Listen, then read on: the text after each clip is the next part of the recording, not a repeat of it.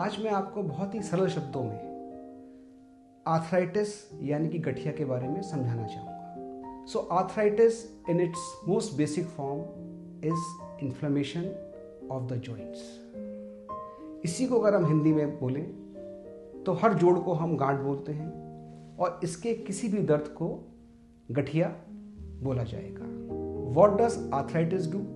Arthritis affects your cartilage. What is a cartilage? Cartilage is a smooth covering over your joints. यानी कि ये जो चिकना surface है इसको हम cartilage बोलते हैं। And in any form of arthritis, it is the cartilage that is affected. It is what gets damaged.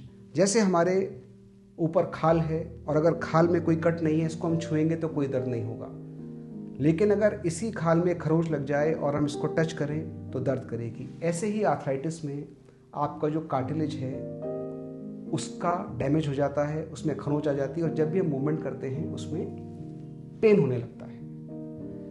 What are the types of arthritis? इसके बारे में लोगों के बहुत सारे मिथ्स और भ्रांतियां हैं। The two most common types of arthritis are osteoarthritis or degenerative arthritis. Osteoarthritis is a form of arthritis that occurs later in the age. Osteoarthritis 40-50 साल के बाद शुरू होती है और ये एक normal degeneration of the joint है जो हम सबके होगा, किसी के थोड़ा कम, किसी के थोड़ा ज़्यादा, किसी का समय से पहले और किसी का समय के बाद। ऑस्टियोआर्थराइटिस हमेशा वेट बेरिंग जॉइंट्स को इन्वॉल्व करेगी, जैसे कि आपका घुटना, आपका हिप, आपके एंकल। जहाँ पे वेट पड़ेगा वो डिजेनरेट हो रहे हैं, उसको हम ऑस्टियोआर्थराइटिस की कैटेगरी में लेके आते हैं। जो दूसरी तरह की आर्थराइटिस है दैट इज इन्फ्लेमेटरी आर्थराइटिस, जिसमें रूमेटॉइड आर्थराइटिस, यूरोकोसोरिक गाउट वगैरह आते हैं। ये जो इन्फ्लेमेटरी आर्थराइटिस है ये यंगर एज ग्रुप को इफेक्ट करती है और इसका प्रोग्रेशन काफ़ी फास्ट हो सकता है। It is more common in small joints. Inflammatory arthritis छोटे जॉइंट्स को इफेक्ट करती है और इसका वेट बेरिंग से, मूवमेंट से रिलेशन नहीं है। नॉर्मली इन्फ्लेमेटरी आर्थराइटिस आपको जब सुबह उठेंगे तब ज़्यादा होगी, आपके जोड़ों में अकड़न मिलेगी जो समय के साथ ठीक हो जाएगी। As compare to osteoarthritis which is related to movement, जब आप मूवमेंट करेंगे, जब आप चलेंगे फिरेंगे तो ऑस्टियोआर्थराइटिस आपको ज़्यादा परेशान करेगी। How can we treat arthritis? हम आर्थराइटिस को ठीक कैसे कर सकते हैं? जो सबसे पहला सवाल लोग मेरे से पूछते हैं वो ये पूछते हैं, doctor Amit, is it reversible?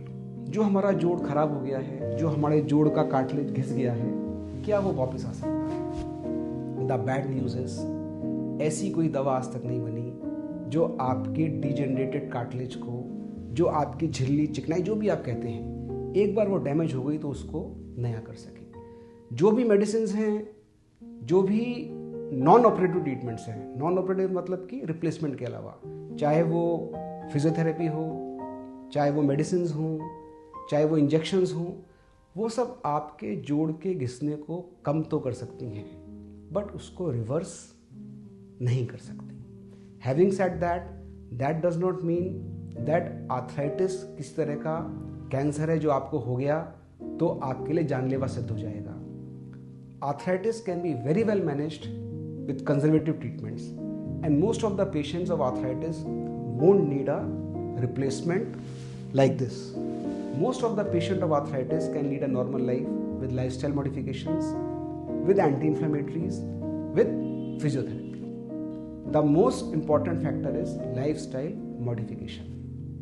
अगर आपके घुटनों में चलने में दर्द हो रहा है, सीढ़ी उतरने चढ़ने में दर्द हो रहा है, नीचे से उठने बैठने में दर्द हो रहा है, द बेसिक रेमेडी इज आप उन कामों से दूर होइए। Second is weight control. मोटापे में और ज्वाइंट खराब होने में बहुत ज़्यादा संबंध नहीं है। जैसे चीनी खाने से किसी को डायबिटीज़ नहीं होती, लेकिन अगर आपको डायबिटीज़ है तो आपको चीनी से दूर रहना है।